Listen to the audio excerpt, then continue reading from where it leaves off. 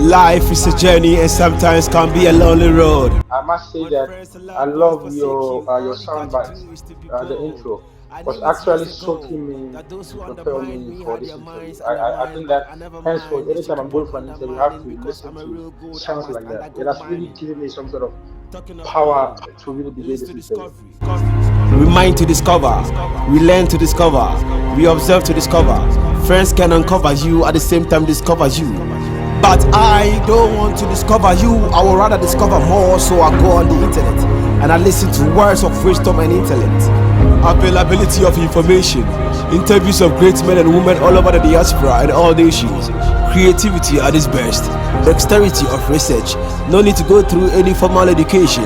I introduce you to the Discovery Show. Let your friends and your family know the struggles before the blow, their highs and their lows.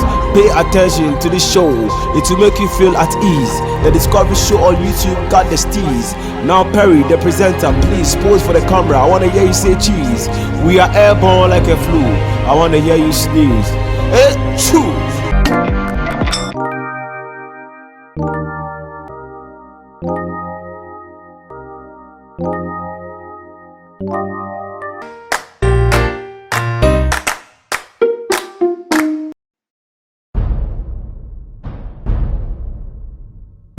Hi everyone, good morning, good afternoon, good evening, wherever you are watching us from. You are welcome to the Discovery Show TDS TV here on Facebook, Instagram, Twitter, and then YouTube. My name is Precious Adadi Diodu. I am your host, ably produced by James Kwabena Opon. Here on the Discovery Show, we bring experienced people who are in different areas. They share their life journeys and also guide us in the path of success. And we are privileged to be coming your way every 2 weeks. Thank you so very much for joining us. Today we are privileged to be having another man who has been here before, and he's just made a return on the Discovery Show. He is no other person than a postdoctoral research associate at Yale University in the US, and his name is Dr. Isaac Entry. You're welcome again, Isaac. Thanks, Precious. It's nice to see you again. Thank you. Thank you so very much for accepting to be here. And there are quite a lot of people who are watching. You obviously have introduced you, but just in few seconds, if you want to reintroduce yourself and probably add anything that I missed out. Well, thanks. And, it's a privilege to be on this great platform once again. My name is Isaac Entry, a Ghanaian born national. Had my Bachelor of Science degree at the University of Cape Coast. Moved to Canada in 2016 to obtain my PhD at the University of Alberta, where I worked as synthetic organic chemistry, basically concentrated on the synthesis of potential antimicrobial peptides and using NMR studies to understand their mechanism of action. And currently a postdoctoral research associate at Yale University in the Department of Chemistry, where I'm also doing natural product modification, all in the aim of targeting and finding new potential antibiotics. So that's the little I can say about myself now. That's amazing. Thank you, Isaac. And just one or two things in that area. I knew that back in school when we talk about chemistry, it looked very complex for other people, and people will be wondering what are the prospects in chemistry. But obviously, you've shown the pathway. If there's someone watching us now who want to know what opportunities exist in chemistry and want to be encouraged to go in that area, what will you tell the person? Well, there's a great lot of opportunities for chemistry. We have various aspects of chemistry, people in environmental chemistry, we have the physical chemistry, we have the analytical chemistry, the organic chemistry, med chem, biochem, and everything surrounding us. I always argue that it's chemistry. And so people can find themselves in the food industry, in the cosmetic industry, oil and gas. People find themselves, and one of the biggest, area that is currently booming is the area of biotechs, pharmaceutical companies, and that's one of the leading, employment sector, I believe, which absorbs a lot of people, and that aspect of chemistry is also very utilized there. So whichever aspect or division of chemistry we find yourself, the whole world is open to you. I understand that, its prospect is underutilized or underexploited in part of Africa. However, we live in a global world that, you are not restrained to either live only in Africa. And so opportunities are out there. And so, anyone who has career paths in the area of chemistry and even all the pure sciences, I always encourage and tell people that, you have the whole world open to you, and a great lot of opportunities are out there for everyone. Thank you very much, Dr. Isaac Entry, a postdoctoral research associate at Yale University in the US. We are grateful. And viewers, you might be wondering, why is Isaac back to this platform? Isaac has been a crusader for something that is very passionate about, and that is basically he helping other people or guiding people into postgraduate education or even graduate school, so to speak. And especially on LinkedIn, where I do follow Isaac so much, he's been posting a lot of things. He's been guiding people. He's been offering free support systems for people. And I think this is something that demands or that expect that we commend him and also support him. And not, as much as possible, get him on this platform to come again, share these experiences with us and guide people. So Isaac, on behalf of the TDS family, we want to say a very big thank you for supporting people. Keep supporting, and God will definitely bless you. So, you have had the opportunity of schooling in Ghana, being in Canada, and also in the US currently. And we just want to find out from you, preparing for graduate school or postgraduate studies, as others call it, depending on where you are. What goes into it? What will you tell someone broadly? It could be from your experiences across this country. If someone is preparing for graduate school or postgraduate school, what will be your initial tips for the person, especially for those who schooled in part of the world that have different educational systems compared to where you have been? Yeah, that's really a great question, and it's one of those questions I always get quite a lot frequently on LinkedIn and other people that reach out to me.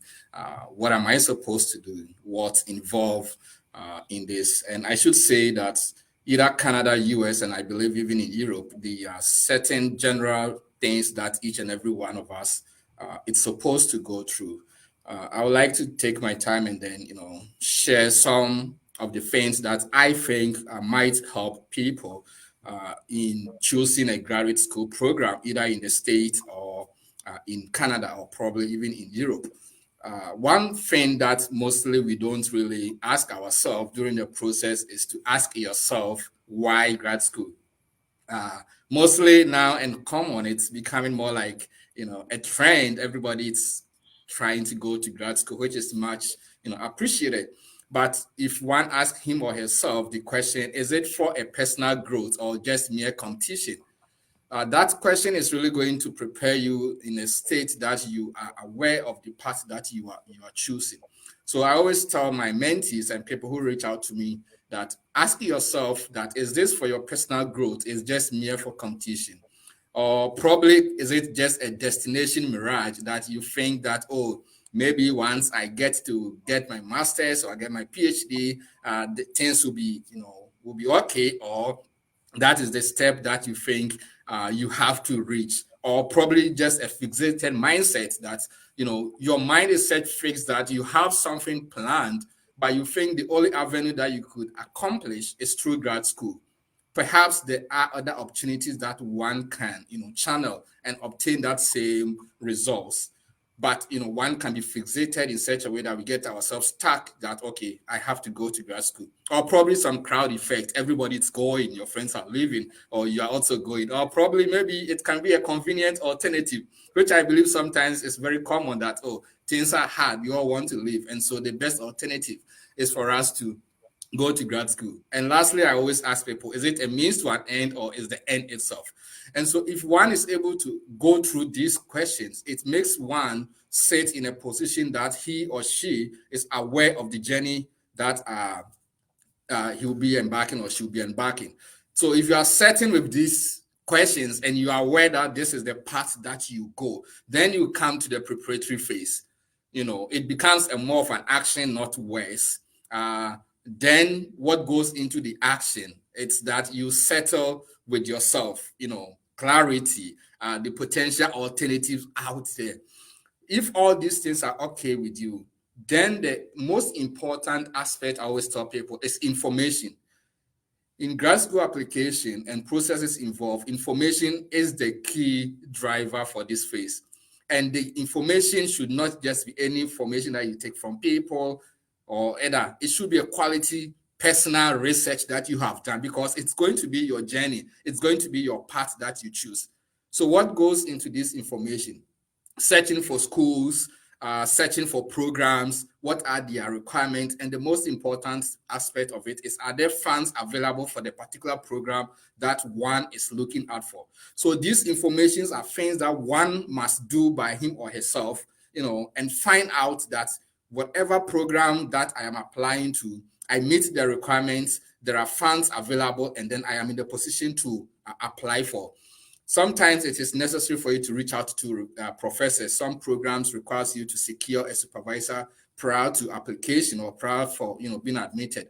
And so if this is the case, it means you have to reach out to potential supervisors, send them cold emails with all the relevant information or documents expressing your need for a grad school and why you think you are the best candidate for such a position. Not all programs require that, so sometimes you don't have to do that. And then you start the process early. You gather all your information that you will need, your documents, letters of recommendation. You reach out to potential referees and let them know that if the process begins, because recommendation plays a very important role in decision-making for admitting people into graduate school. And so if you are not in touch with people who will be providing you with recommendation, it can delay. And there are instances that I've had people reach out to me saying that, I've applied to this school, they've sent, reminders to my lecturer and still haven't sent out my recommendation. And that can lead to people being disqualified into graduate school. Sometimes you can also reach out to current students in each university or programs that you are interested in. Most universities have a well-structured website that have information about their current graduate students. And you could reach out to people, network with people, which I believe we come to that aspect, and find them, for example, you are admitted into one lab. It is always going to be important for you to find out from, current students, what is the lab setting or a research group or a particular, supervisor. You find out from them. So all these processes are very critical for one in entering graduate school. Like I said, it is your journey and you have to take it with all seriousness. You don't want to rely on information by somebody. There are very good information content out there, like what we're doing. Other people have various YouTube channels that share information. But you also have to do your own personal quality research and be convinced that this indeed is the path that you really want to do. Now, whilst you are preparing, things that goes into it, I'll say that if you are aware that grad school is going to be where you want to continue, sometimes the path might not be clear. Maybe in your first year of undergraduate, you wouldn't be sure. However, if you are aware and you are sure that that will be the path, one area you could develop yourself is your academics, working hard to get the good results and getting the better GPA. Research, if it is available, because some programs are interested or hire people or admit people who have prior research experience. And research could come in any form. You could assist a prof in, writing a paper, collecting data, and all those can go into your statement of purpose. Leadership is also very important. Whilst we are still in school, or even wherever we find ourselves, we can take up leadership positions, and then it will help you. So this, I think, will be the preliminary things I can say with the process that goes into. I know there's a lot which time will not permit us to digest into it, but these are the key things that I think each and everyone who is interested in applying or entering graduate school should consider before going into the program. A very big thank you to you, Isaac. We are grateful. And thanks again, viewers, for being here with us. We are grateful. Here on the Discovery Show, we say yearn to learn. And we want to believe that you have already started learning either new things or you are reinforcing what you already know. So Isaac, tell us, there are people who may have been in other extracurricular activities or roles like leadership and all that. How do they really situate these experiences in the context of a personal statement so that they're able to sell themselves? Yeah, that's a great question, and it's one aspect that anytime I am reviewing and editing people's statements of purpose or personal statement, I struggle to understand how people are trying to link their leadership or whatever volunteering experience that they have into. So the whole, from my view, is that you have some potential. So grad school is not admitting people who already know. If you already know, then there's no point in admitting you.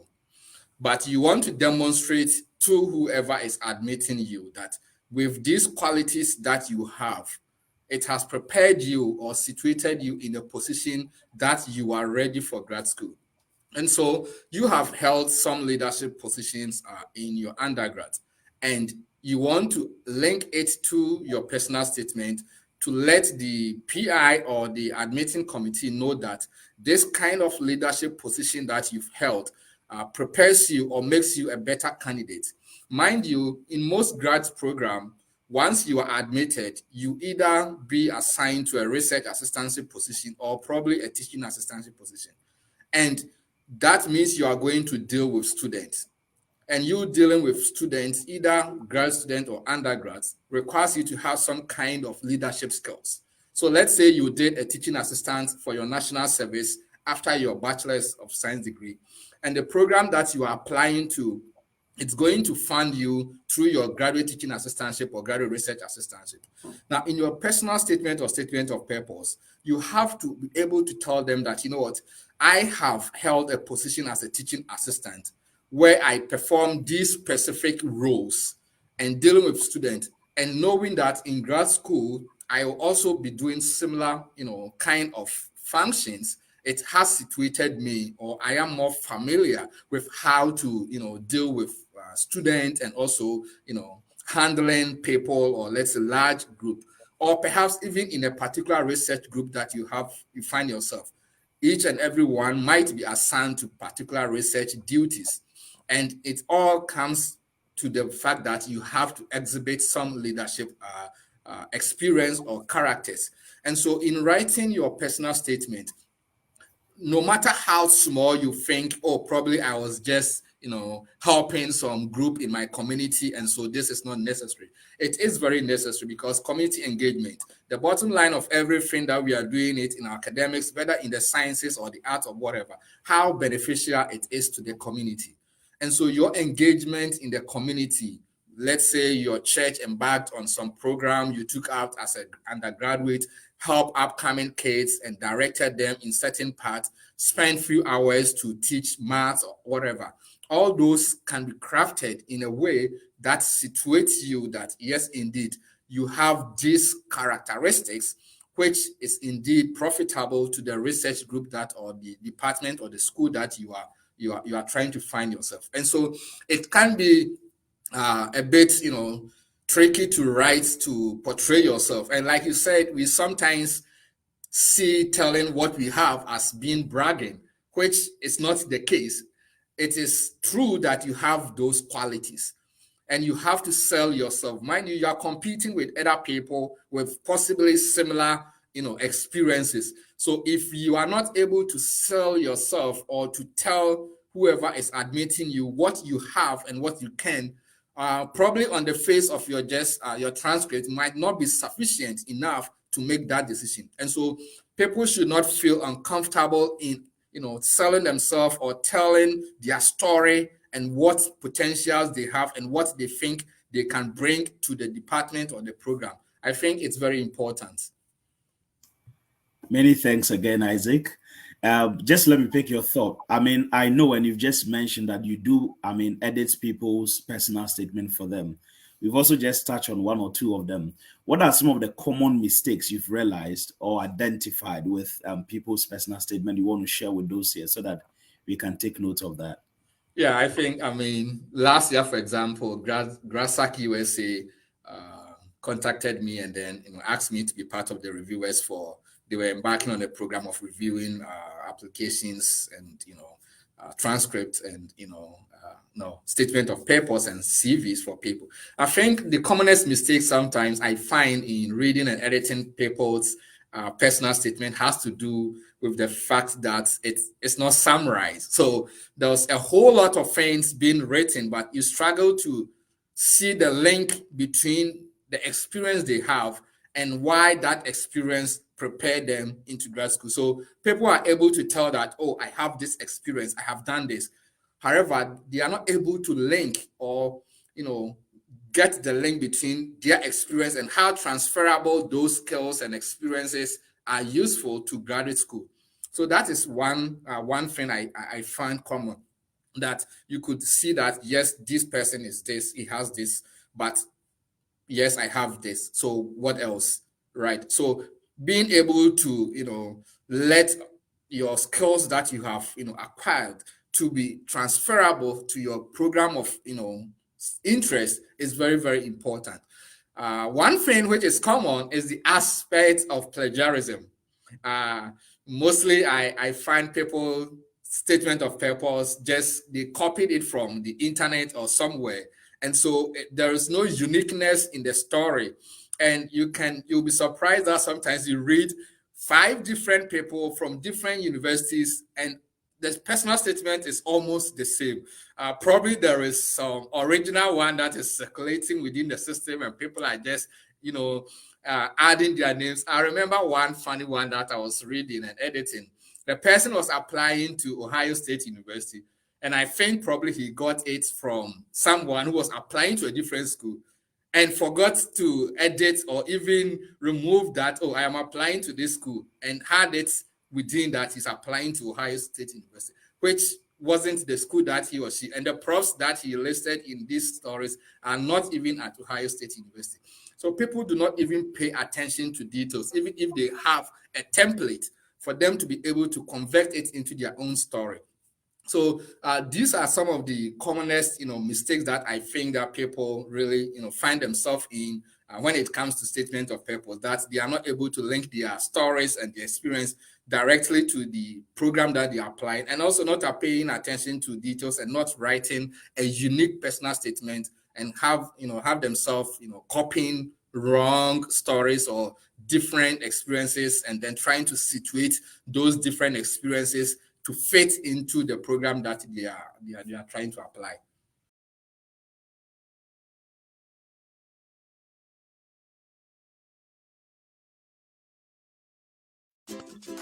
Meet Mr. X, an unhappy businessman who has been waiting for days for his goods to be delivered. Unlike Mr. X, business is booming for Mr. K because of his efficient partnership with Hembeck 60 Hub, also known as HP 60 Hub. We are an online platform that sources for goods from across the globe. We only pull high quality standard products from anywhere in the world and ship them right to your doorstep.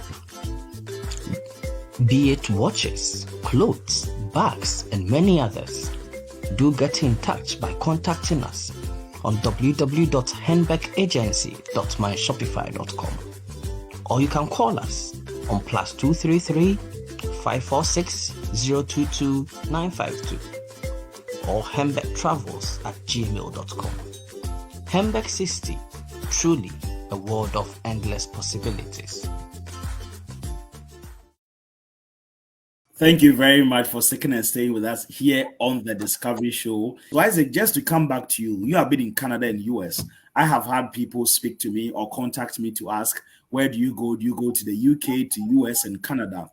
Tell us, if there's someone who is yet to make a decision to come to the US or even in Canada, what are the pros and cons? What are the challenges and also the benefits in applying to, both countries so that people can make good decisions? Yeah, I think these 2 countries, and I believe, in Europe, all have the great potentials and have great schools that one can, decide to to embark on. But since I have only experience in Canada and some experience in US, I probably will speak to these two. I do not have any experience with European schools, so I wouldn't be in the best position to talk about some of these things. Now, I think US, as we all know, has a lot of schools compared to Canada. So in terms of sample size of schools, there are a lot of opportunities in US compared to what one might find in Canada. Now, in terms of the process involved, I believe generally they all have similar process, of application. I have instances that some programs sometimes requires you to have, TOEFL, which becomes, a burden to people, especially those who haven't written it before. But in most cases too, you find out that English as a medium of instruction being used in Ghana can be substituted for the TOEFL. So even though sometimes they ask that international students must, submit or have a TOEFL, you find out that some countries are exempted from, providing TOEFL. And, from my experience and in most of the sciences, I believe TOEFL is not required from, those of us in Africa who uses English as a medium of instruction. Now, from my experience in Canada, which I believe, I might be a bit of bias because that is where I had my experience. I believe that if I am to choose among US and Canada, like I said, these two places are best places any international student might find him or herself. But preferably, I will always, have Canada and then US and probably, Europe, for the reasons sometimes, we come in as international students, right? And, we have family back home. So we want to get the knowledge and then, wish to go back and then support. But not every one of us, go back. And so what are the opportunities available once you are done with school? One problem or challenge most international students do face after school has to do with the issue of visa. So, for example, myself now in US, for example, on my J1 visa, there are so many restrictions to read. For example, if I'm to finish my postdoc and I do not have any employer, which means that I have to leave the country, go back to my home country for 2 years before I can re-enter the state. However, in Canada, once you have your education in Canada, once you are done, you have a 3-year postgraduate work permit that allows you to look for work and also work. And through the process, other activities can be done. The process can be a bit challenging in US. It's doable, people have done it, but the stretch that comes with it, in US sometimes could be a bit, demanding and people become frustrated.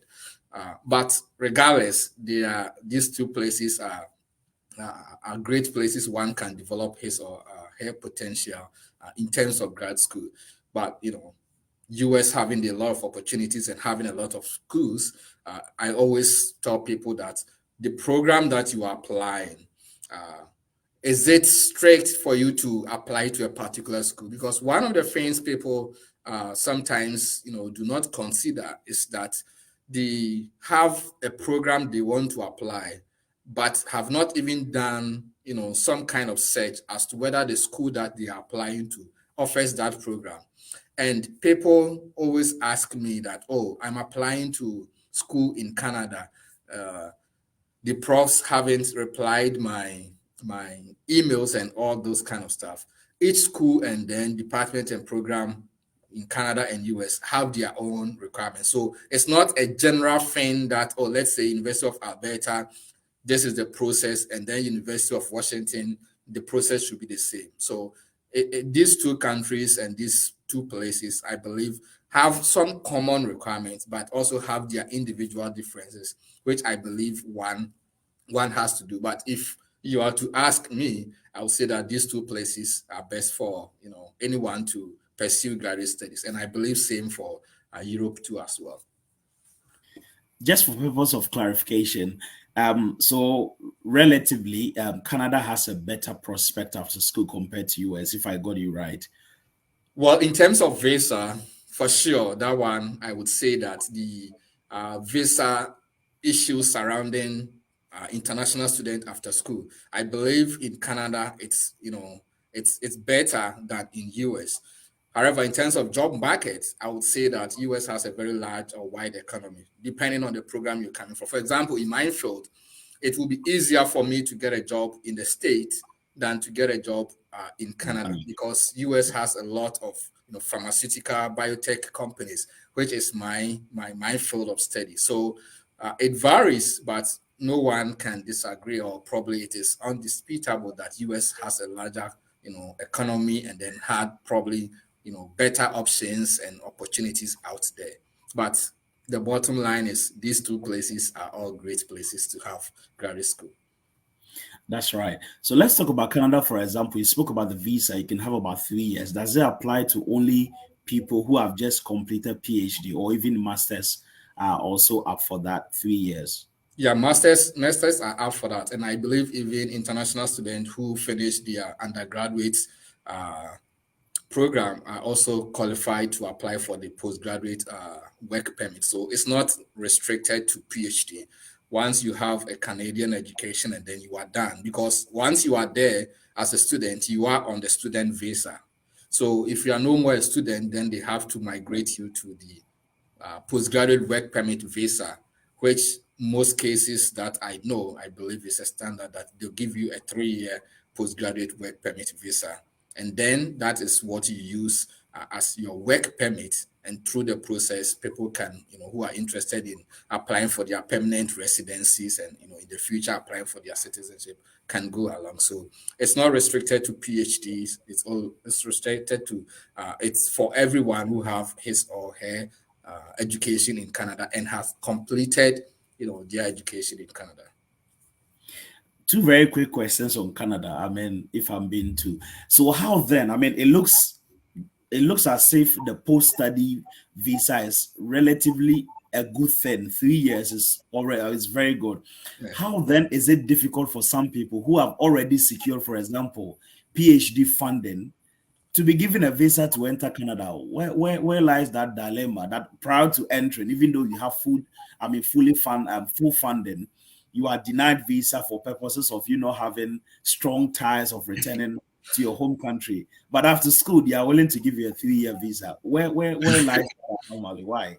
Yeah, so I mean, we always say this for fun among ourselves, that entering could be very tedious, but once you're in the system, it becomes a bit flexible. I think the visa rejection issue, it's quite a complex thing. Sometimes, so many factors goes into it. Like you said, I know a couple of friends who had full funded programs and yet were still denied visa. Sometimes the reasons that they give do not make sense, but they have the final authority and then decision making. It goes even beyond the school who had given you the admission. So what goes into the rejection, if not common mistake done by people during the application, and if everything is on point and is still denied, that's I do not know what goes into it. But sometimes too, people make mistakes during the application process, do not answer questions right, and also find themselves not providing sufficient proofs of any document that is required. These could be processes that lead one from being rejected to get a visa.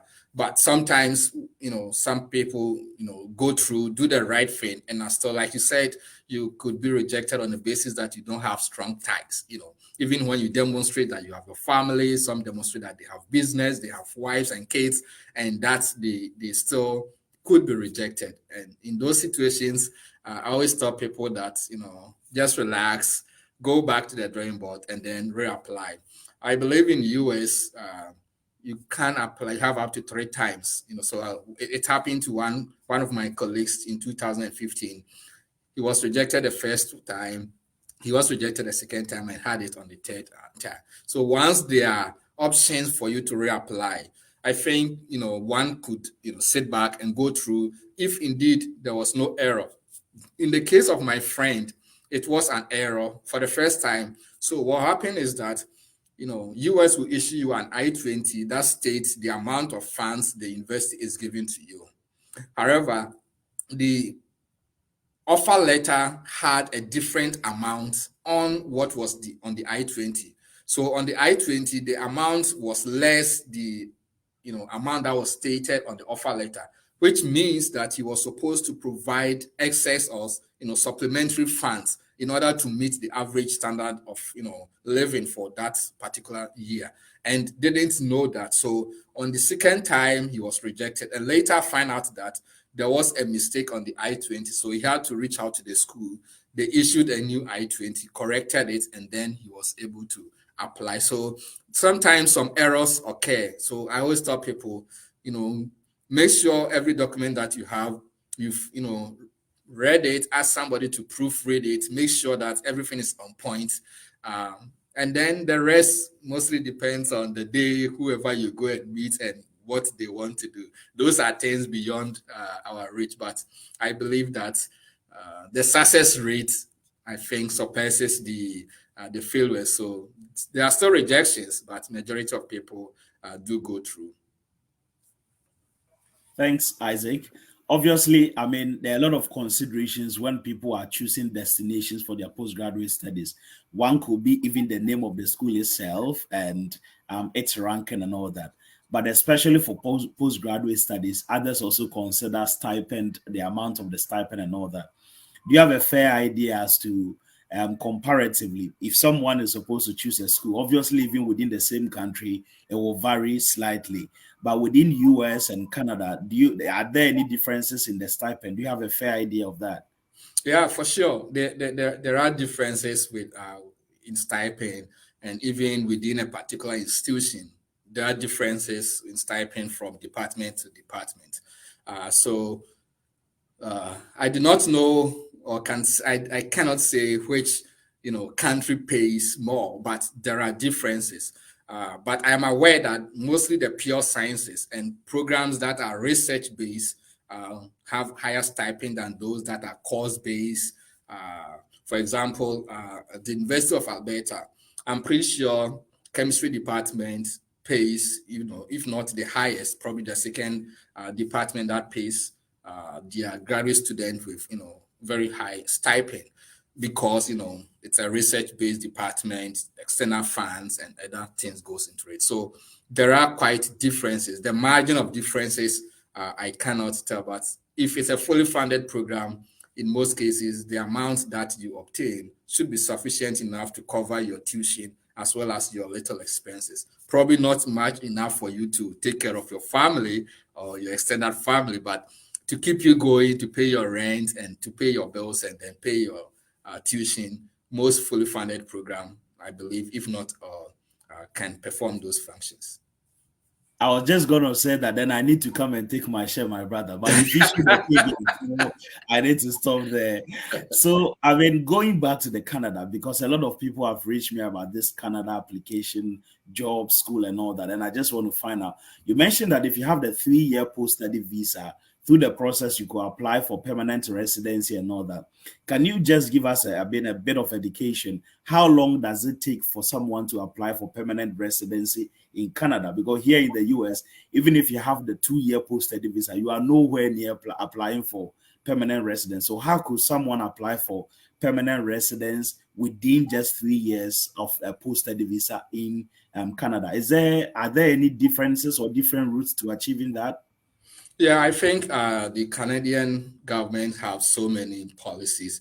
I'm not well versed with all of them, but I know they have the entry level, so many criteria that one could use to obtain their permanent residency. And I am told, and I have people who even had their permanent residency whilst they were still in school, they hadn't even finished. So previously, I was told that even once you are in grad school, you can still apply and use some work experience or, either from Ghana or even your graduate teaching assistantship experience to facilitate, because they do it on points base. So you write the test and other points comes together and you qualify, you apply, you are in a particular pool, and then you get. But I think prior to 2013 or so, they canceled the policy of applying whilst in school. I still think people can do it, especially depending on their experience that they have.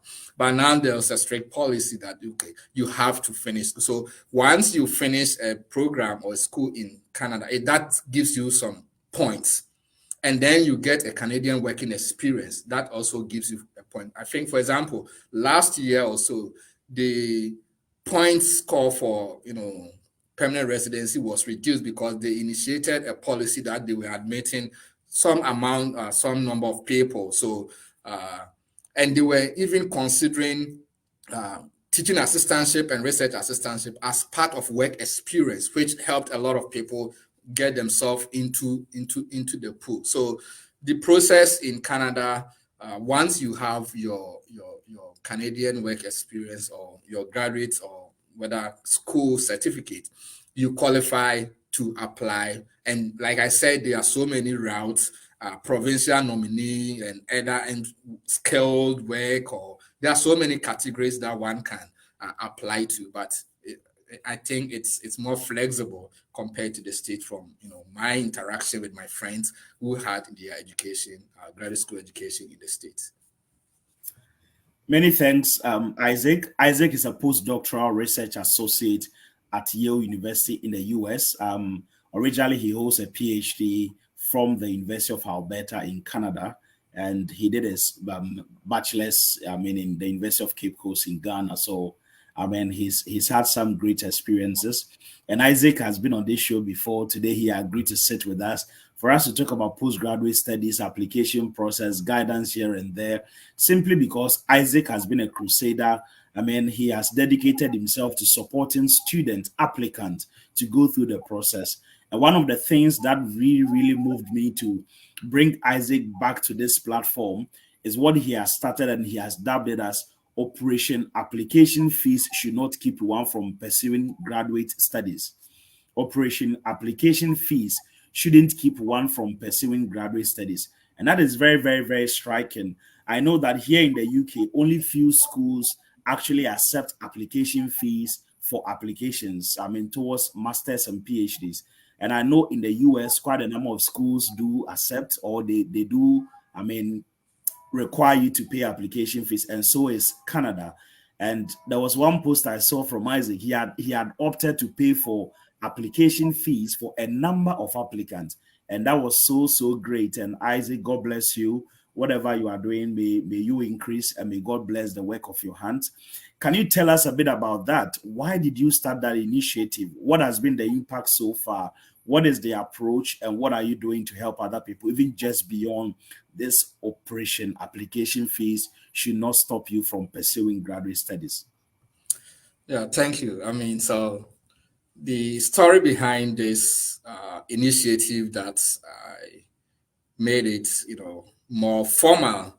I say made it more formal because it's something that's for the past 5.5 years in Canada and few months here. I have been doing it for people and friends, and people reach out to me, and I going through the process and knowing how challenging it can be for one to, let's say you are applying to 5 schools. I applied to 6 schools, 2 in Canada, Europe, and then I think 3 in US. And assuming each one was, taking $100, some instance I have to, post my transcript through FedEx. The amount that it's involved, almost all my national service alawa went into that. So sometimes we have our application fee, our application filled. The moment the alawa drop, you just go and then you transfer, and it goes into application fee. And I felt the inconvenience and the financial restraint that, people go through, especially those who are not working. Some people might have completed school, done with their national service, and they are not working and still want to go to grad school. And $100, $200, especially knowing the exchange rate now, can be very disturbing. And, so I have always wanted to find a better way to expand this to a lot of people and not just people within my circle. Even though I do for some people who reach out to me that I did not know, but through networking. So I created a post, I think last year, and asked the question, what is the biggest barrier when it comes to graduate school application? And the answers or the options were application fee, letter of recommendation, English proficiency letter, and I think there was one other option. And a lot of people made me aware that the application fee was a big challenge when it comes to graduate school as an international student. And so from there, I had a conversation with a couple of friends, that I was like, what can we do? I mean, we've been through the process and we know, can we do something to really help our brothers and sisters who are in need for financial support? I know some of us are still in school, and then even those of us who are working are not so, financially stable, but we can in one way or the other support, and it can come in so many forms. But people have their own views and life goals, so it wasn't really moving the direction that I expected it to go. So prior to this year, I said to myself, since people are not really quite on board with me, I will initiate. I will start with something, and so the best way is to start with a little amount or the little number that I think I can and see. But thankfully, when I shared it on LinkedIn, I had quite a lot of people, reaching out to me saying that, this is a great initiative. We want to help. We want to be on board, either financially or even helping people, mentoring people, and then editing CV. So something that I started as, a personal thing, I think what I'm, the discussion I'm having with people is going to go beyond even the number of people that I initially intended to help, which to me it's a great news. I am aware that it cannot reach everybody, but we'll try our possible best. And like I said, last year, for example, I took a conscious effort to search for schools that were not requiring application fee, because there was quite a lot of schools, and shared it with people, because I felt that was one way of helping people, applying to, if there was no application fee, and then you just sit on your laptop and then apply. That was something. So the motivation came from the posts that I shared and the responses, and from my own personal experience of the financial difficulties that one goes through when applying to grad school. And so it's, for now, I am still talking to people who have opted to be of help. I had a couple of discussions with some of them. We're planning to strategize and do it in a way that we could, reach the most needed people. I think I should recommend Grassad USA. They did a fantastic job. Last year, I was part of the reviewers who reviewed and then they paid for application fee for, international students, I believe Africans, if not only Ghanaians, which was a great initiative. And I have no doubt that probably this year they'll be doing same. So the process will begin, since most applications will begin from sometimes September, October. Within the next couple of months, I will be sharing the details and the information that one needs to know. But as it stands now, we are in the process of, getting a database or some kind of information to edit statement of purpose and CV. That is unlimited, thing that I want to do with my friends who have agreed to be on board, that whilst people are preparing to apply, and whilst we are trying to provide some financial support to people, we can also help people edit and review the statement of purpose.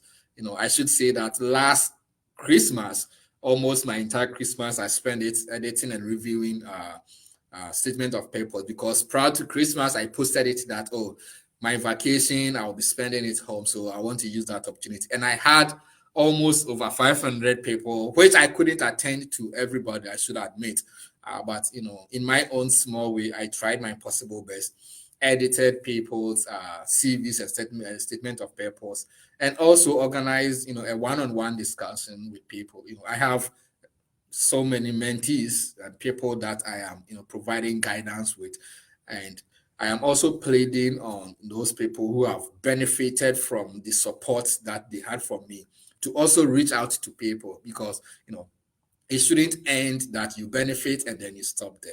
If you also extend, so I had a meeting with one person who has agreed to come on board, and he said something.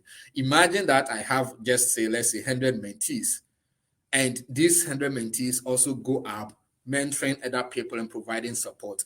Within a space of time, we can think of the number of people whom we have impacted.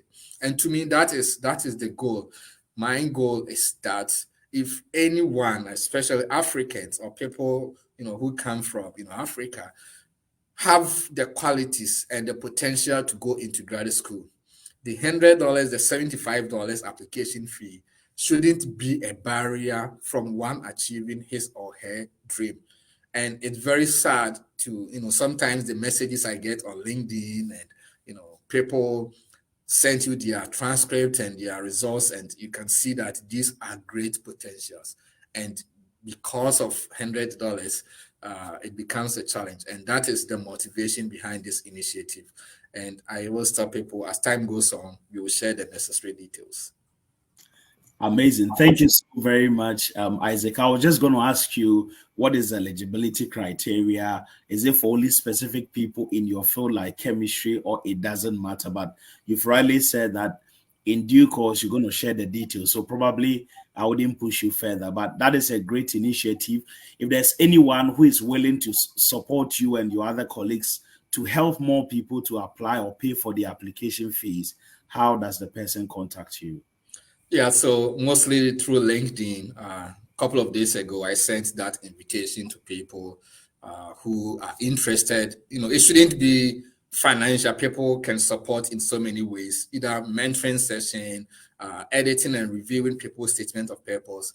Sometimes people have paid or have the resource to pay the application. Last, I think 3 or 4 days, I had to review and go through people's application fee, application stuff. So they have their funds, they have their money. They just want to make sure that they filled and answered every question correctly. So there are so many ways we can all help, not only in financial aspects. And so I played on all colleagues, those in grad school, those who have finished grad school in any part of the world, to reach out to me on LinkedIn. Just search to me, Isaac Enchi, send an email. Let's create a solid community, and then help our brothers and sisters to also achieve their goal. And that will be the plea that I will send out to my colleagues out there, that we all need to come together to push this agenda, to raise the next generation of African leaders.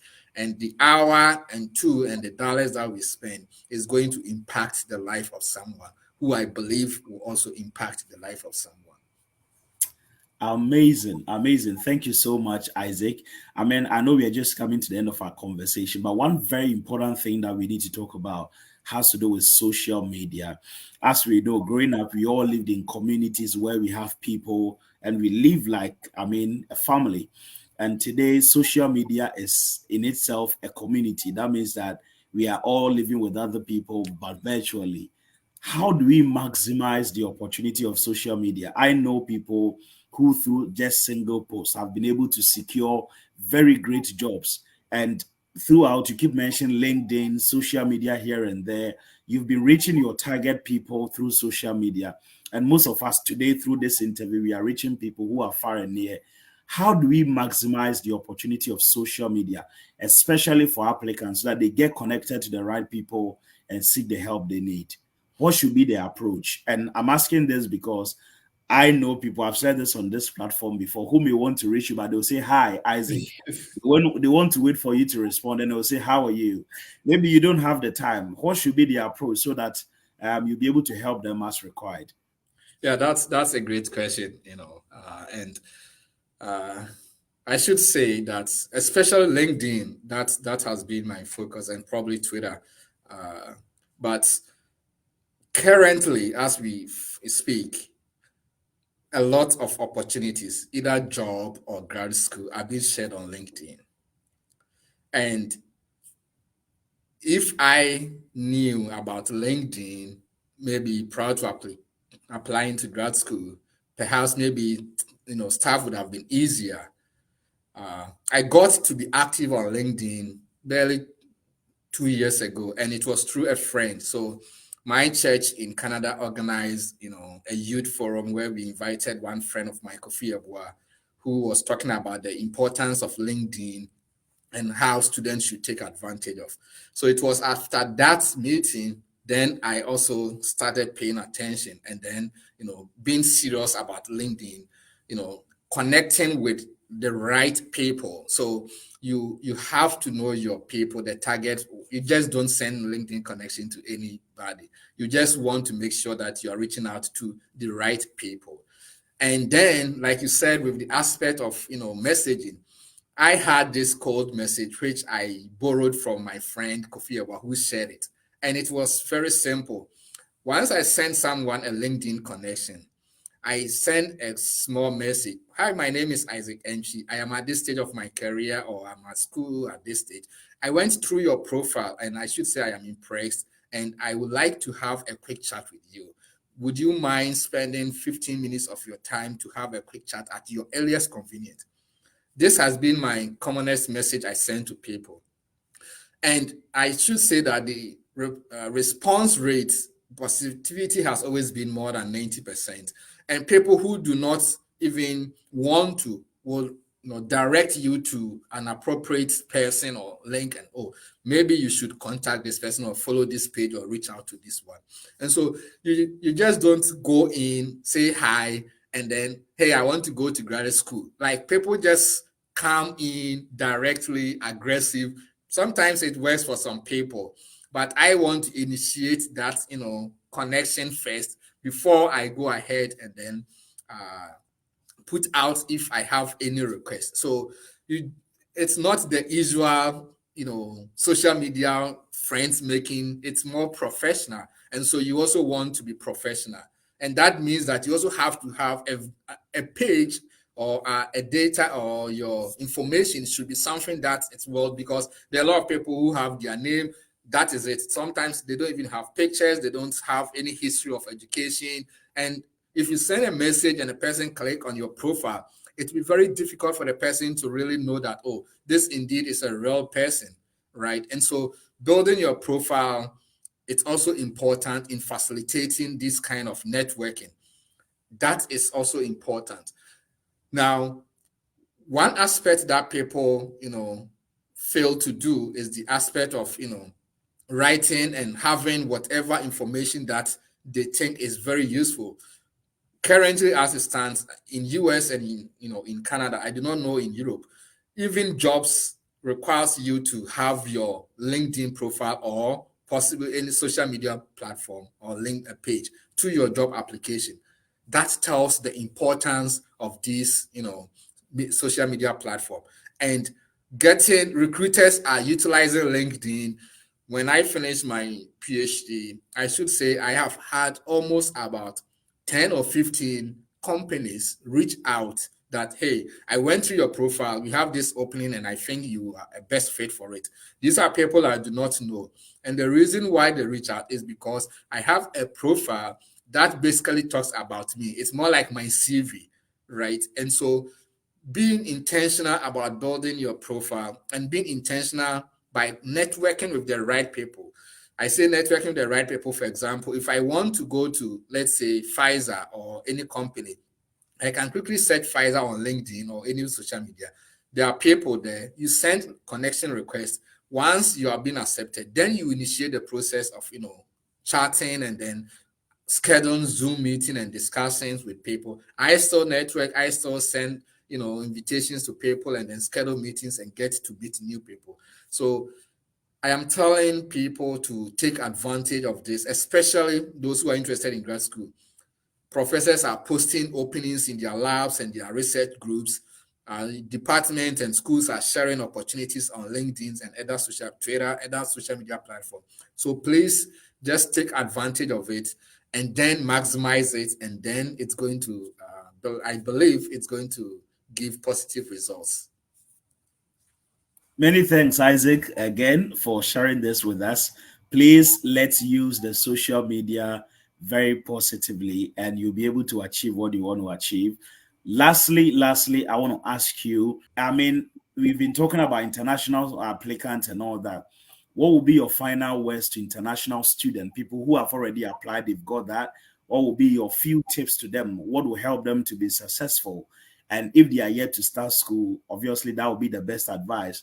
What should they take into consideration to make their journey successful? Great.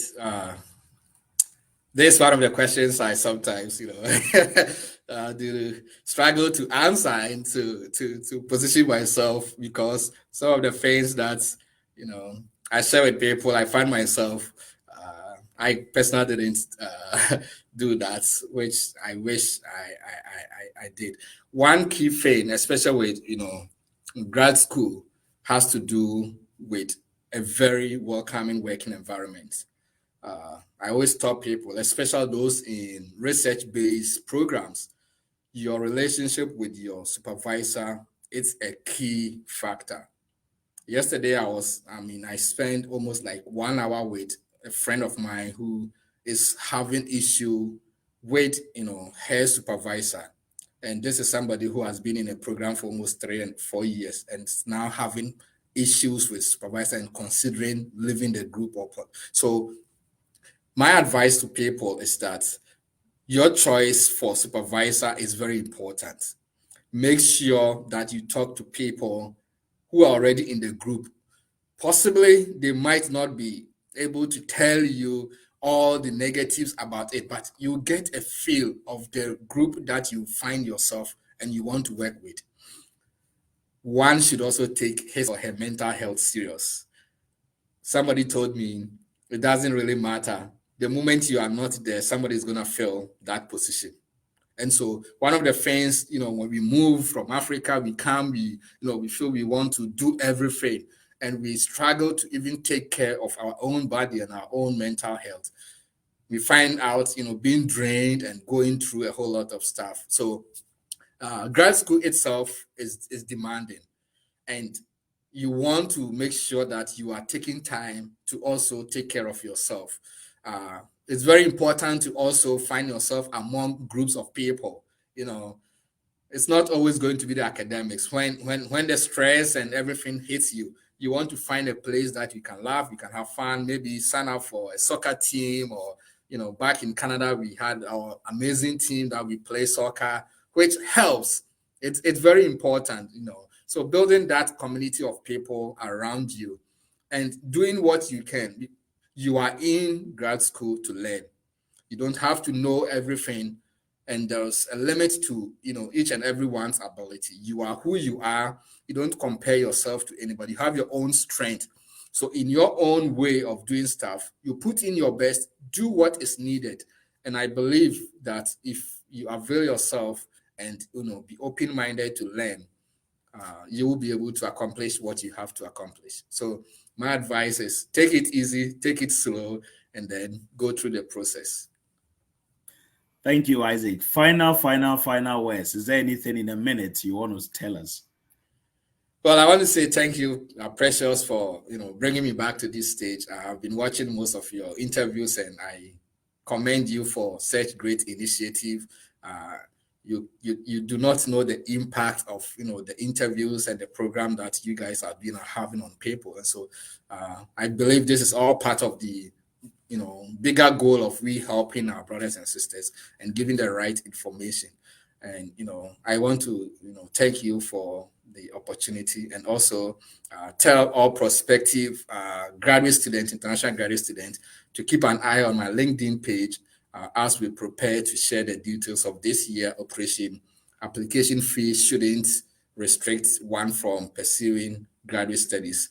Within the next, maybe not, if not weeks, a month, the details will be shared on my LinkedIn profile as to how we are going to start this project. And please feel free to reach out to me on LinkedIn anytime you have any question regarding grad school or mentorship or CV, anything.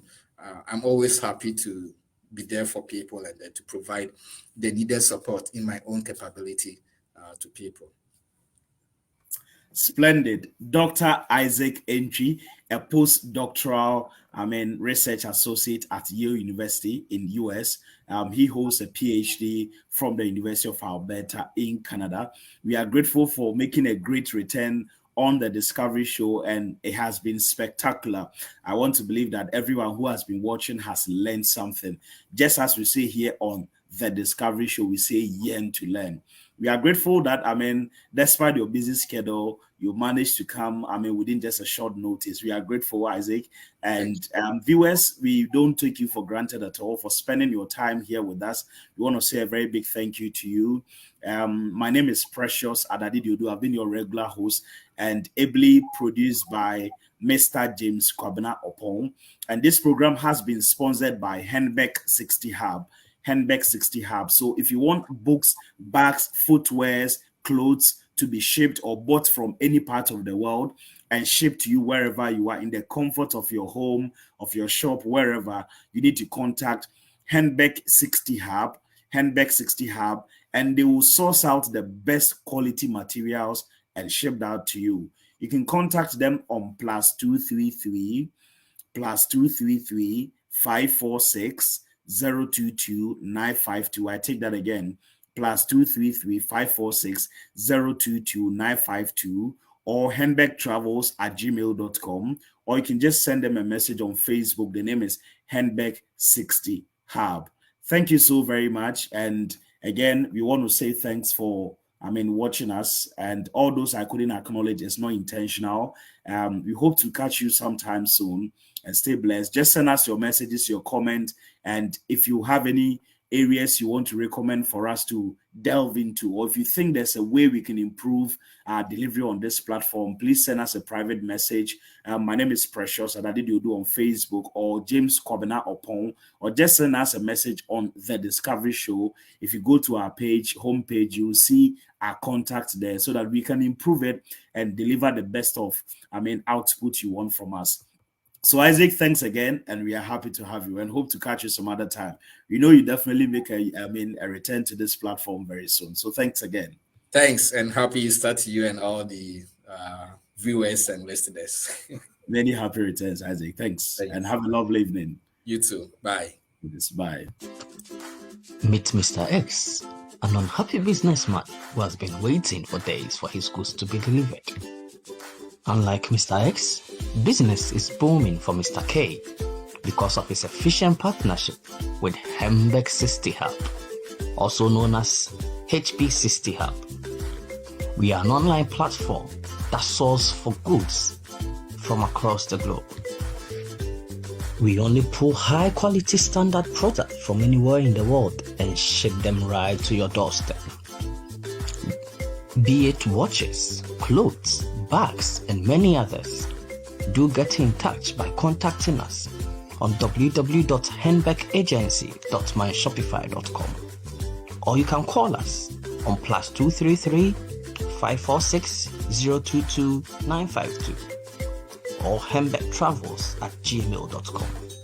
Henbeck 60, truly a world of endless possibility.